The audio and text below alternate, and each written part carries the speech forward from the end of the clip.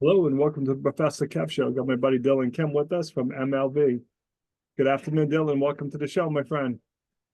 Good afternoon. So let's Super jump in. excited to be here. Tell us a little bit about MLB. What are you doing? Yeah. So we founded MLV back in this past summer, actually my freshman year summer. And in short, we basically provide career preparation offerings to high school students across Southeast Asia. So the background story for that is, I guess Tim, who's my co-founder, we basically both are products of international schools in Asia. I went to school in Vietnam. He went to school in Hong Kong, respectively. And our I guess, notion on education is that contemporary education does an injustice or does an adequate job in providing students with mentorship, with the ability to make their own decisions in choosing a college major, what they want to do with life, etc. And in particular, we don't blame the schools for it, mainly because they don't have the resources or the faculty to teach things like entrepreneurship, design thinking, financial literacy, etc. But what we want to be is basically the extension to school, where students can basically do what they are passionate about, turn it into something that they could create value with. Our current model to that is a summer and winter brick and mortar in-person program, where they basically create a real company in the span of 2 weeks. Now, so you go back home to do this in person? Yes. So basically, it works out perfectly because during winter break of college, I would fly back. During summer break, the same thing to run my programs. So yeah, the timing works out perfectly, but it also aligns with the high school schedule since that's the group that we're targeting. Yep. So yes, I've been running the programs, but moving forward, actually, we are trying to see avenues on how we could turn this into a B2B model where we could work directly with schools as kind of like a supplementary platform where students right after school could basically go on our platform, learn a little more, and think of it like startup school for Y Combinator. That's kind of like a long-term vision that we might look into. How did you develop the curriculum? Yeah, so I actually attended a program at MIT my junior year of high school that was called LaunchX. It's somewhat similar to what we do, but we've basically modeled after my experience there. Another employee of ours, our chief product officer, did another program called Lean Gap. So we modeled after some of the programs there, but we've also spoke with a lot of professors in the Boston area. Maybe I could reach out to you next since you're also very experienced in that regard. But we've talked with, for example, Professor Bill Allate from MIT.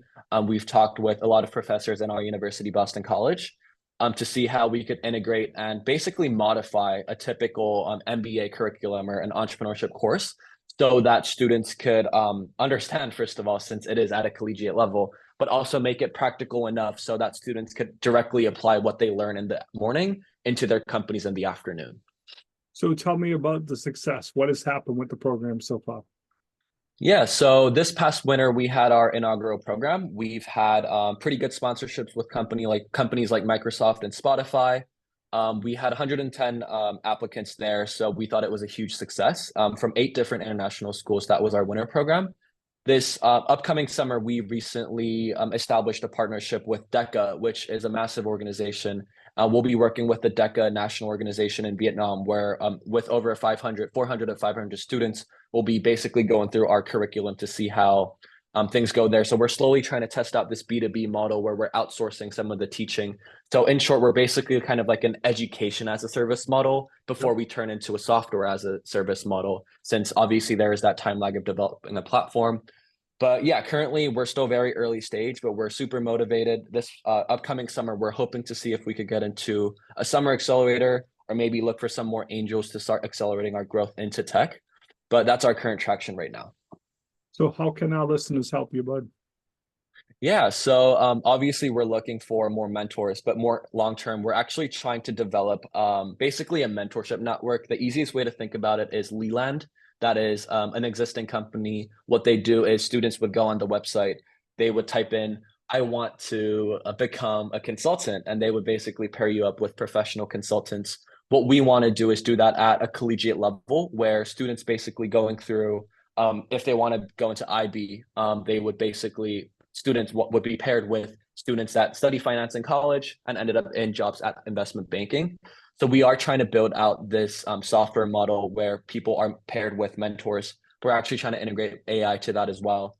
So in short, we're trying to do two things here. A B2B where we could outsource our curriculum, but also an extension to that B2B is where students could in schools could use our platform to connect and do networking, not as a college student, but as a high school student. Now, that being said, in order for a platform like a marketplace platform like this to work, we need an existing user base of college students, mentors, and advisors that are willing to spend their time. And we're actually going to be tapping into the creator economy here, since they could make it, some lunch money, I guess, to use their time as a volunteering mentor. So I guess using your exceptional audience of college students that might be interested in serving as a mentor, or if they have something they would like to share. We're testing out this offering currently through a mail list. We have a pretty wide audience in our mail list that are listening in. Every week, we basically share one student, their extracurriculars, how they got into college and what they're planning on doing, along with other tips and updates. So if they want to be featured there, we're more than happy to make that happen. But just putting the word out there, we have a pretty big presence in Vietnam and in Southeast Asia, but we would still love the wider Boston community to learn more about what we do at MLB. Makes sense. What's the best way to reach out to you then, Dylan? Yeah, so I think the easiest way is to reach out through LinkedIn, which you could share, but also my email, which is dylan.kim.2@gmail.com. For the Gen Z folks, it could be Instagram, which is basically my full name, replacing the A with an N. But I'm pretty available in all of those platforms. So in any regard, those would be the easiest way to communicate with me. Awesome, Dylan. I appreciate taking a few minutes to come on the show. And as always, thanks for being my friend. Thank you so much.